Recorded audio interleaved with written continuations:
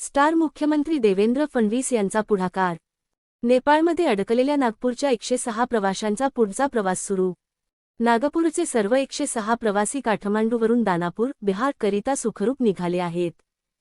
मुख्यमंत्री देवेंद्र फडणवीस यांच्या फोननंतर काठमांडूवरून जनकपूरपर्यंत नेपाळचे खासदार संदीप राणा यांनी त्यांना स्थानिक 4 मिनी बस करून दिल्या. हे सर्व लोक जनकपूर बिहार बॉर्डरला उद्या सकाळी पोहोचतील. दानापूरपर्यंत बिहार त्यांच्यासाठी बसेस केल्या आहेत. तेथून रेल्वेने त्यांची परतण्याची व्यवस्था झालेली आहे. मेसेज मिळाल्याबरोबर आपल्या एक्सटर्नल अफेअर्स मिनिस्ट्रीला देखील बोललोय, पत्रही दिलेलं आहे, त्यांनाही सांगितलेलं आहे.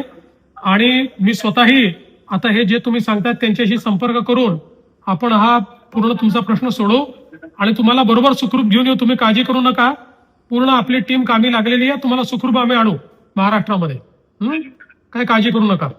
कारण की सगळे एलिट लोक सगळे घाबरलेले आहे, म्हणून त्याच्यामुळे नाही घाबरू नका. आम्ही सगळे टच मध्ये आहोत आणि मी स्वतः लक्ष घालतोय. काय काळजी करू नका. उद्या आमची संध्याकाळची ट्रेन आहे. हो हो हो 5 वाजताची ट्रेन आहे. त्याच्या आधी तुम्हाला पाठवा, पूर्ण तिथे पोहोचवायचा प्रयत्न करतो मी आणि सगळ्या व्यवस्था लावू आम्ही. काळजी करू नका. आता खासदार साहेब आले बहुतेक.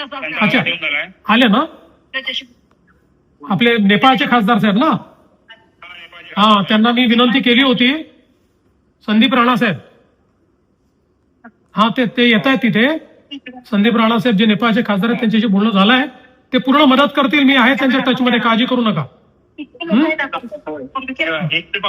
हो हो, चला. पहिल्यांदा मला या गोष्टीचा आनंद आणि समाधान आहे की तुम्ही सगळे सुखरूप आहात. तुम्ही सगळे सुखरूप आहात याचा आनंद आणि समाधान आहे. आता तुम्हाला सुखरूप महाराष्ट्रात परत आणू, काळजी करू नका. आपका मदद चाहिए सर. पूरी मदद करेंगे, आप चिंता मत करो.